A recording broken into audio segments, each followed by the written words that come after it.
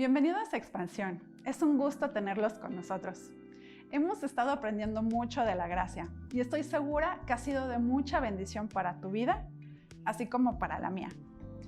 Te invitamos a nuestro grupo de vida los miércoles en línea a las 8 de la noche, donde aprendemos cómo profundizar en los mensajes que escuchamos cada domingo. Conecta con nosotros, nos encantaría verte ahí. También te recordamos que puedes ser parte de lo que hacemos aquí en Expansión por medio de la generosidad. Puedes hacer una transferencia con los datos en pantalla. Solo te pedimos que pongas en los conceptos donativo expansión. Tu generosidad es de bendición para todo lo que hacemos aquí y nos da la oportunidad de ayudar a otros que están trabajando en otras partes del mundo y también poder tener los recursos que necesitamos para poder llevar a cabo el llamado que tenemos como iglesia. Vamos a orar. Padre Celestial, alabamos tu nombre. Tú eres un Dios grande, tú eres un Dios que provee por cada necesidad. Y yo pido que tú levantes a tu iglesia, pido que tú estés tocando cada área de nuestras vidas. Ayúdanos a ser fieles en los compromisos que hemos hecho, ayúdanos a ser fieles ante ti y en todo lo que tú nos pides, Padre. Úsanos, usa a cada familia, a cada niño, a cada pareja, a cada persona, Señor, que se ha comprometido ante ti y pedido que tú traigas bendición a sus familias, a sus matrimonios, Padre. Gracias por la forma que provees por nuestras necesidades y ayúdanos a ser fieles con todo lo que tú nos das. En el nombre de Jesús. Amén. Si tú ya aceptaste a Cristo como tu Señor y Salvador, te invitamos a tener los elementos de la Santa Cena listos para participar después del mensaje de hoy. Bienvenidos. Hola, ¿qué tal? Me da mucho gusto saludarte. Bienvenidos a Expansión. Y pues el día de hoy estamos cerrando nuestra serie acerca de la gracia. Yo no sé tú, pero yo he sido muy bendecido. He sido bendecido al escuchar cómo el Señor nos ama, cómo el Señor nos trata, ¿verdad? Cómo el Señor ha dado todo por nosotros. Muchas veces solamente tenemos que estirar el dedo, ¿verdad? Para poder recibir la gracia del Señor, para poder tener contacto con Él y aceptar su salvación. Pero mira, esta serie yo creo que nos ha puesto a pensar acerca de muchas cosas. Y una de ellas es, ok, pero la gracia dura para siempre. La gracia es abundante. La gracia, ¿qué pasa si continúo haciendo lo malo? ¿Qué pasa si a lo mejor llega a un tope donde la gracia ya no es suficiente, donde se termina la gracia del Señor? Y mira, el día de hoy vamos a hablar acerca de eso precisamente, porque es un tema también importante que como hijos de Dios, como seguidores de Dios, tenemos que tener muy, muy en cuenta. Y no sé si tú alguna vez en tu vida te has sentido como quizá incompetente en hacer algo o incapaz de hacer algo, ¿no? Yo recuerdo cuando estaba en cuarto de primaria, tenía como 8 años más o menos, y recuerdo que por buena calificación el maestro me invitó a jugar en el equipo de fútbol. Pero yo recuerdo que la verdad es que yo no sabía, yo no tenía ni idea nunca había jugado fútbol. Lo único que había hecho era patear un bote, ¿verdad? Con mis amigos, pero no sabía las reglas, no tenía una técnica, no sabía nada acerca del fútbol. Y como realmente mi papá nunca estuvo cerca, ¿verdad? No me enseñó eso. Algunos tíos que estaban o primos, pues nunca se tomaron también el tiempo de enseñarme. Yo estaba pequeño, tenía 8 años, pero recuerdo que me invitó y me dio mi uniforme, me dio mi short, mi playera, ¿verdad? Con el número y todo. Y llego el día del partido, era un sábado, recuerdo. Y recuerdo empezar a jugar y yo no tenía ni idea, nada, se andaba correteando el balón para todos lados, ¿verdad? Para donde iba el balón, yo ahí iba y trataba de patearlo y lo pateaba para donde fuera, ni siquiera sabía hacia dónde lo tenía que patear. Entonces fue un poco vergonzoso para mí, pero también me sentí un poco incapaz, un poco incompetente. Recuerdo que en algún momento me pidieron que hiciera un saque de manos, ¿verdad? Entonces agarro el balón y agarro y le brinco para tirar el balón. Y yo no sabía las reglas, no sabía qué era lo que tenía que hacer. Y el árbitro nada más pitaba y me decía, no, otra vez. Pero aún en ese momento nadie me decía, lo tienes que hacer de esta forma. El maestro tampoco me decía. Estaba un poco molesto ya por la situación y simplemente me decían, sácale bien. Pero yo no sabía cómo sacarle bien. No sé si alguna vez te ha pasado esto, ¿no? Y ya después, a lo mejor, conforme vamos creciendo, a lo mejor en situaciones de la escuela, cuando nos piden hacer un trabajo, cuando hay que colorear algo y a lo mejor no sabemos la técnica, no sabemos el proceso que hay que llevar. Al principio nos sentimos incapaces, nos sentimos incompetentes de hacer una tarea, de llevar a cabo algo, ¿no? A lo mejor en tu primer trabajo, cuando llegaste y te empezaron a lo mejor a ya dar instrucciones, pero no te dieron una orientación quizá, o supusieron que ya sabías algunas cosas y tú estás así como que, ¿y cómo le voy a hacer? ¿Cómo voy a aprender para poder hacer esto? Y nos llegamos a sentir incompetentes o incapaces de hacer algo. Obviamente, conforme la experiencia, conforme pasa el tiempo, conforme ponemos en práctica algo, entonces empezamos a mejorar, empezamos a hacernos hábiles, ¿verdad? Tenemos las habilidades necesarias para hacer lo que se espera de nosotros. Llegamos a tener también experiencia y eso se convierte en una expertise que ya podemos hacer a veces hasta sin pensarlo, ¿no? Porque ya es una habilidad que tenemos bien dominada y a veces sin pensarlo podemos llevarlo a cabo. Pero cuesta trabajo, es un proceso, ¿cierto? Casi para todo es así. Yo veo ahora a mi niño, ¿verdad? Él ya tiene 11 años y él empezó a aprender a jugar fútbol y yo hago mi mayor esfuerzo por explicarle las reglas, por darle algunos tips y todo, y él tiene la ventaja de que escucha, ¿verdad? Y que estoy yo para guiarlo un poquito con lo que sé. Y también a su maestro, ¿verdad? Y le digo, pregúntale al maestro, dile qué es, observa, sigue sus instrucciones. Entonces él puede hacerlo. Pero yo podía verlo los primeros días que él empezó a entrenar, se frustraba mucho y decía, es que soy muy malo, es que soy muy malo, es que no me sale, es que soy muy malo. Y yo veía su frustración y tuve que decirle precisamente eso, es que mira, las cosas no son así, apenas estás aprendiendo a dominar el balón, a tener control del balón, apenas estás aprendiendo las reglas. No esperes que vas a ser un experto o un profesional nada más con un día que fuiste a entrenar.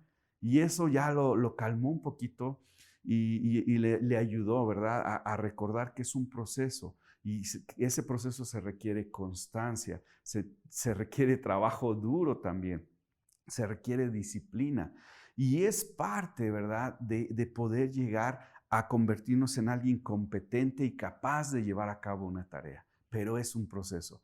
Y no sé si tú también te has sentido alguna vez así en la vida, ¿no? A veces cuando recién aceptamos a Cristo y empezamos a caminar y empezamos a leer la palabra, a veces llegamos a cometer el error también de que ya, ¿verdad?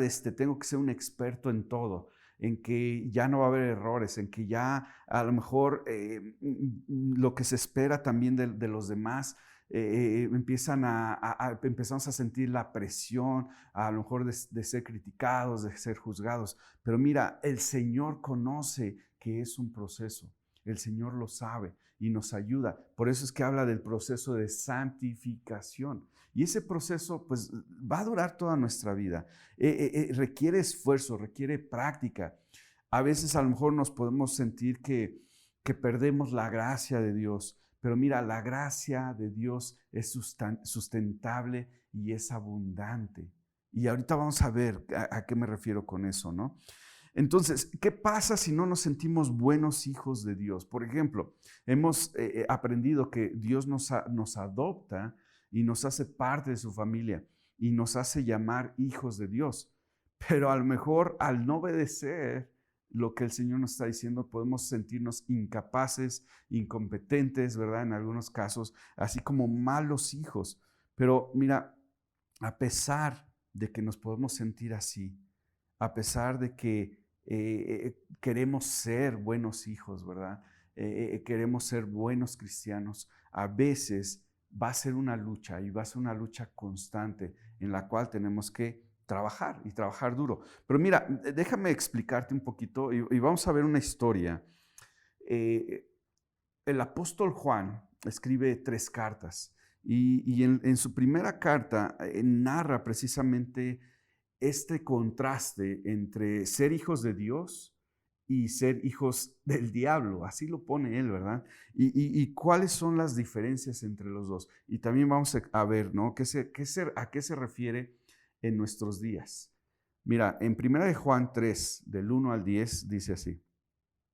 Dice, fíjense qué gran amor nos ha dado el Padre, que se nos llame hijos de Dios. Entonces es eso, ¿verdad? Que hemos estado aprendiendo. Hemos sido adoptados y ahora somos llamados, identificados como hijos de Dios. Y dice, y lo somos, lo afirma y lo confirma, y lo somos. Si tú has aceptado a Jesús como Señor y Salvador, eres hijo o eres hija de Dios. Lo somos, punto. No debe de haber duda en eso. Y luego dice, el mundo no nos conoce. Y el mundo, si recuerdas, es toda aquella ideología, filosofía, prácticas, métodos, ¿verdad? Que no van conforme a la palabra de Dios, que va en contra de lo que Dios quiere. Eso es el mundo, ¿verdad? La gente que está allá afuera siguiendo las enseñanzas que van en contra de Dios. Entonces dice, el mundo no nos conoce, precisamente porque no lo conoció a Él. Queridos hermanos, ahora somos hijos de Dios, pero todavía no se ha manifestado lo que habremos de ser. Sabemos, sin embargo, que cuando Cristo venga seremos semejantes a Él, porque lo veremos tal como Él es. Todo el que tiene esta esperanza en Cristo se purifica a sí mismo, así como Él es puro. Entonces nos está diciendo aquí que tenemos la esperanza de la vida eterna, tenemos la esperanza de ser como Cristo, pero mientras que esa esperanza y vivimos esa esperanza aquí en la tierra, nosotros nos purificamos y la purificación es un proceso, no es algo que solamente pasa una sola vez, sino que es un proceso. Y luego dice, y esto es muy importante, ¿no? Dice, todo el que comete pecado quebranta la ley. De hecho, el pecado es transgresión de la ley. Pero ustedes saben que Jesucristo se manifestó para quitar nuestros pecados y Él no tiene pecado.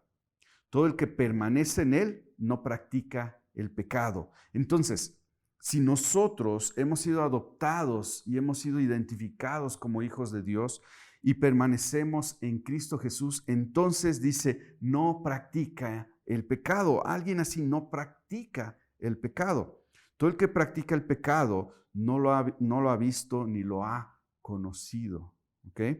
Entonces, si seguimos practicando el pecado, significa que todavía no hemos conocido realmente a Jesús y no lo hemos visto y no lo hemos aceptado como Señor y como Salvador. En el versículo 7 dice, queridos hijos, que nadie los engañe. El que practica la justicia es justo, así como Él es justo, se refiere a Jesús, ¿verdad? En el 8, el que practica el pecado es del diablo, porque el diablo ha estado pecando desde el principio. El Hijo de Dios fue enviado precisamente para destruir las obras del diablo. Ninguno que haya nacido de Dios practica el pecado. Entonces, si tú has nacido de Dios, si tú has decidido aceptar a Jesús como Señor y Salvador y bautizarte y volver a nacer a una vida nueva, dice, ninguno que haya nacido de Dios practica el pecado, porque la semilla de Dios permanece en él. No puede practicar el pecado porque ha nacido de Dios. Así distinguimos entre los hijos de Dios y los hijos del diablo. El que no practica la justicia no es hijo de Dios, ni tampoco lo es el que no ama a su hermano. Entonces, es muy claro aquí, ¿verdad? Habla de practicar. Ahora, hay una diferencia muy grande entre caer en pecado, y practicar el pecado, ¿no? O vivir en pecado. Es algo constante. Mira, vivimos en un mundo donde hay mucho pecado, ¿verdad? En un mundo caído, en un mundo corrompido. Y vamos a veces a llegar a tener tentaciones, pero el Señor nos da armas para soportar esas tentaciones. Pero aun si llegáramos a caer, Él nos perdona y nos muestra su gracia, porque Él ha pagado por todos nuestros pecados. Pero hay una diferencia muy grande entre practicar. Eso significa que es constante, que lo hago constantemente. Mira, por ejemplo, el mundo practica el pecado y no lo ve mal. Por ejemplo, muchos jóvenes, ¿no? Están pensando en fiestas, están pensando en drogas, en alcohol, en sexo. La norma son las mentiras, la norma son la destrucción, la norma es el ser infiel, el engañar a los demás, el sacar ventaja. Esa es la norma, ese es el mundo. Y eso va en contra de lo que el Señor quiere para ti y para mí como sus hijos. Pero el mundo, todas estas cosas las ve como algo normal, como que pues todo el mundo lo hace. A lo mejor si se sienten mal, su conciencia los acusa, a lo mejor se sienten un poco mal por el daño que hicieron y después de un rato ya se les pasa, ¿verdad? Y continúan con su vida como ellos quieren vivirla. Pero nosotros identificamos lo que le agrada a Dios, nosotros, tú y yo como hijos de Dios, y evitamos practicar las cosas malas y empezamos a practicar lo que le agrada a Dios. Empezamos a practicar lo que es bueno, lo que es justo, lo verdadero, lo digno de alabanza. Entonces vemos la diferencia entre las dos cosas y empezamos a practicar otras cosas. Ya no practicamos el pecado, sino que practicamos la justicia, practicamos lo bueno, practicamos lo que es digno de alabanza. Y si nosotros estamos practicando esto, se nos reconoce como hijos buenos, obedientes de Dios, ¿cierto? Pero mira, necesitamos concentrar toda nuestra mente, todos nuestros pensamientos, nuestros recursos en obedecer a Dios y hacer su voluntad. A veces caemos, sí. A veces quizá vamos a caer. Quizá a lo mejor en un momento de debilidad. Pero mira, hay mucha diferencia entre el caer y el planificarlo y el practicarlo y el tener todo el tiempo y poner todos mis recursos para la planeación de algo malo, para la planeación de un pecado que voy a cometer, de darle pauta y de darle entrada a la carne para pecar en contra del Señor. Es muy diferente eso. Mira, tú y yo ya somos sus hijos. Y recuerdo una vez, ¿no? Recuerdo que estábamos discipulando a dos jovencitas y ellas aceptaron a Jesús y se bautizaron. Pero pasó como un mes y medio más o menos, y se acercaron otra vez a nosotros, a mi esposa y a mí, y nos preguntaron, oye, es que me tengo que volver a bautizar, es que acabo de pecar, ¿verdad? Pequé y siento que entonces cada vez que peque me tengo que volver a bautizar. Y la realidad es que no, una vez que el Señor Jesús te ha perdonado y ha pagado por todos tus pecados, y si tú te arrepientes genuinamente, si el arrepentimiento es sentirte mal por el daño que has creado, pero también el deseo genuino de no volver a hacerlo, de no regresar atrás, de no volver a hacer eso, de no practicar el pecado, sino enfocarte en la justicia, enfocarte en lo que es bueno y lo que es digno de alabanza. El Señor, que es fiel y lleno de gracia, nos perdona otra vez. ¿Para qué? Para que podamos continuar en ese caminar, en ese proceso. ¿Algún día se va a acabar la gracia de Dios? No, nunca, nunca. Ahora, si nosotros decidimos practicar el pecado y nos empezamos a alejar de Dios, pues empezamos a dejar de hacer lo que es justo, lo que es bueno, lo que es agradable, lo que es digno de alabanza, y nos dedicamos a pecar, nos dedicamos a mentir, nos dedicamos a hacer las cosas que la carne quiere, mira, el Señor muchas veces nos abandona a nuestros propios malos deseos y tenemos que pagar las consecuencias de eso. Dios es soberano y Él sabe y conoce exactamente nuestros deseos, nuestros pensamientos, y Él nos da una salida para que no caigamos en esos pecados. Sin embargo, también nos da la oportunidad de decidir alejarnos de Él si así lo queremos. Nunca vamos a estar tú y yo en un caso de gracia insuficiente. Piénsalo. La gracia del Señor siempre está ahí. Y si nosotros somos genuinos y regresamos en arrepentimiento, Él nos va a aceptar, porque la gracia es sustentable y es abundante, no se termina nunca. Pero esto es algo que tenemos que vivir también tú y yo. Mira, la gracia no promete una ausencia de problemas. Los problemas vamos a tenerlos, las tentaciones vamos a tenerlos. Seguimos en este mundo caído, en este mundo de corrupción, en este mundo de tantas tentaciones. Vamos a estar ahí en medio de ellas. Y la gracia no nos promete una ausencia de problemas, pero sí promete que vamos a tener la presencia de Dios, que vamos a tener herramientas que Él nos ha dado, que Él va a estar dándonos la salida en medio de los problemas, en medio de las tentaciones, y podemos confiar en eso. Mira, el proceso de santificación empieza cuando tú y yo decidimos aceptar a Jesús como Señor y Salvador. Ahí empieza ese proceso. Él, a través de su sangre, a través de su sacrificio, nos purifica y nos santifica, lo que significa que ahora hemos sido apartados para hacer la voluntad del Padre. Es eso. Pero ahí empieza el proceso de santificación. Ahora, tú y yo tenemos que continuar ese proceso de santificación, alimentando al Espíritu y dominando a la carne, alimentando lo que es bueno y enfocados en la justicia, en lo que es agradable, y olvidando lo que es el pecado y lo que nuestra carne nos está pidiendo.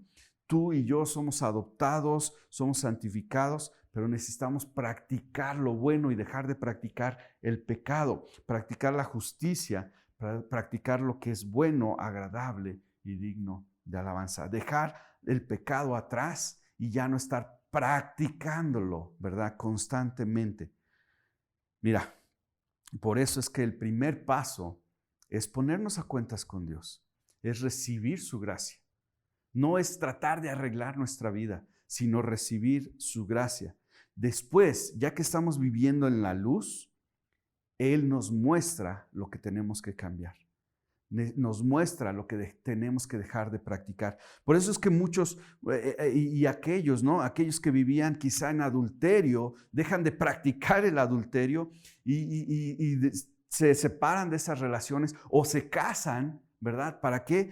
Para estar bien delante de Dios y seguir ese proceso de santificación.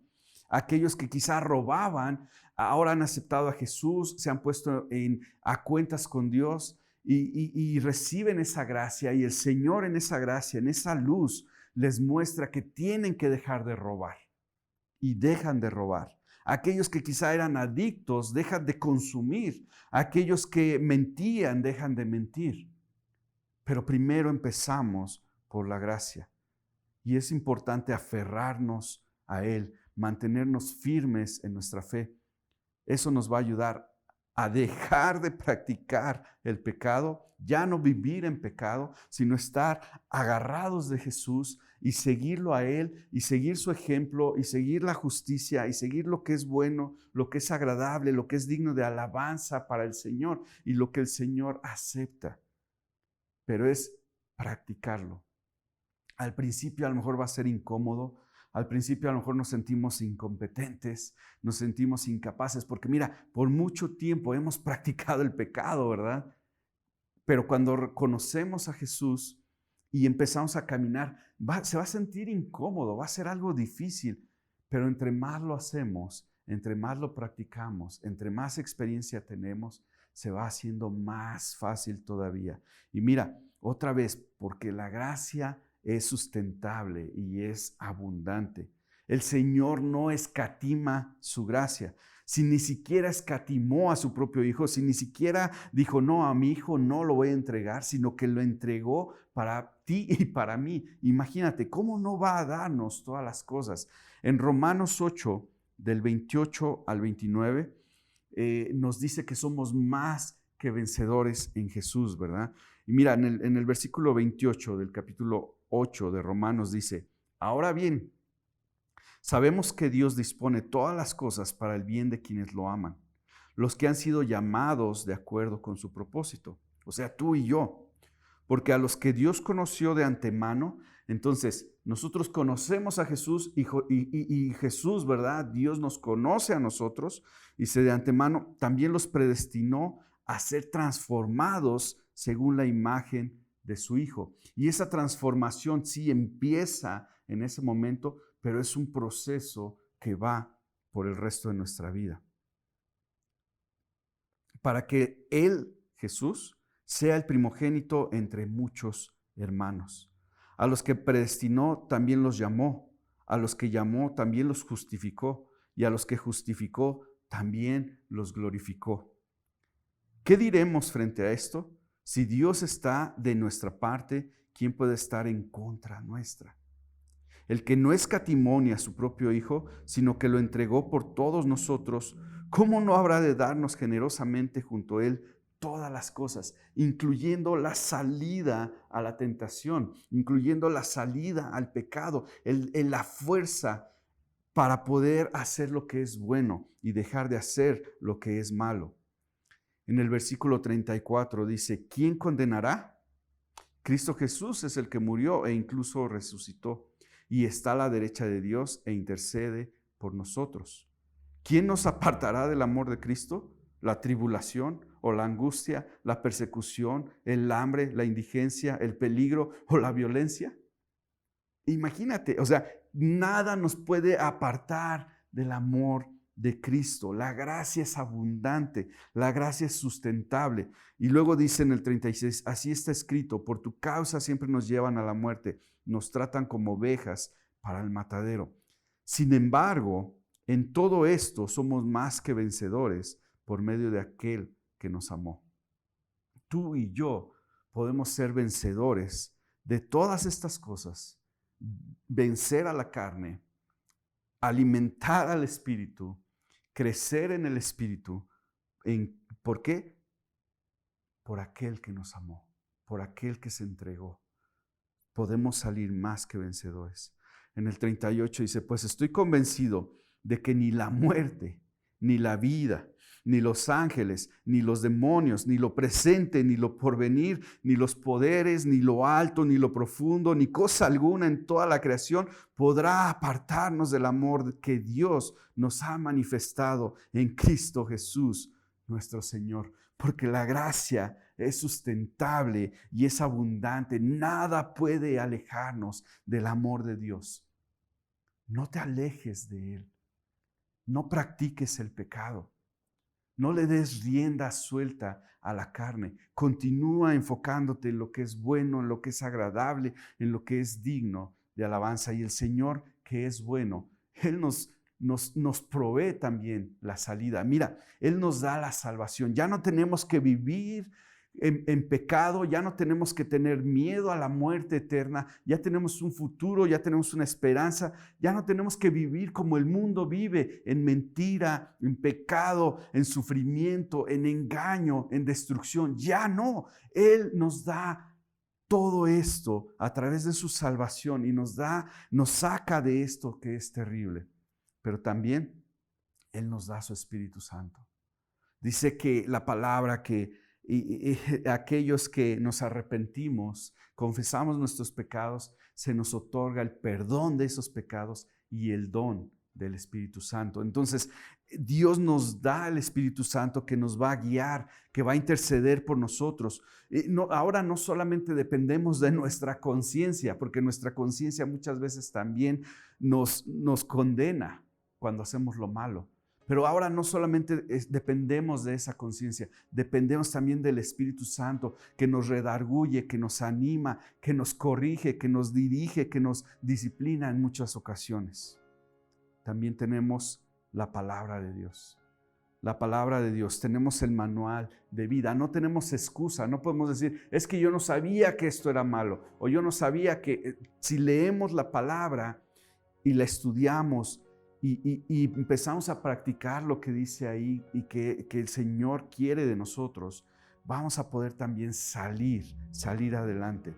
También tenemos una comunidad de creyentes, tenemos la iglesia, nos tenemos uno al otro y eso nos ayuda para cuidarnos, amarnos, animarnos, para protegernos. Y por último, también nos da un propósito. Ese propósito es la gran comisión, es el ministerio de la reconciliación, es dejar el mundo y lo que el mundo quiere por enfocarnos en el plan supremo de Dios para rescatar a todos los demás. Porque el Señor no escatima su gracia, no escatimó ni a su propio Hijo. Él nos provee y su gracia es sustentable y es abundante. Nos da la salvación, nos da su Espíritu Santo, nos da la palabra de Dios, nos da una comunidad, nos da un propósito. ¿Para qué? Para que podamos vivir como hijos de luz y dejar de vivir como hijos del diablo. Él nos da la salida. Y precisamente cuando tú y yo celebramos la Santa Cena, cuando tú y yo tomamos el pan y tomamos la copa, simplemente podemos recordar ese sacrificio que Jesús hizo y recordamos su cuerpo molido a golpes y su sangre que fue derramada a favor de ti y a favor de mí. Y vamos a recordar ese sacrificio tomando el pan y tomando la copa. Dios te bendiga. Qué bendición poder escuchar de la gracia de Dios hacia nosotros. La próxima semana comenzamos nuestra serie sobre la familia. No te lo pierdas, va a ser de mucha bendición para cada uno de nosotros. También queremos hacerte una invitación a que tú como mujer puedas participar en un retiro que va a ser el 26 y 27 de mayo. Se llama Florece. Aparta tu lugar antes del final de marzo. Va a ser un tiempo muy bonito, así que no te lo pierdas. Igual les hacemos la invitación a que participen con nosotros presencial el 9 de abril, donde vamos a tener una celebración unida para celebrar la resurrección de nuestro Señor Jesucristo. Ve apartando la fecha y no te pierdas de esta oportunidad de adorar y convivir con otras iglesias en Querétaro. Que Dios los bendiga y puedan vivir cada día bajo la gracia que nos da Dios.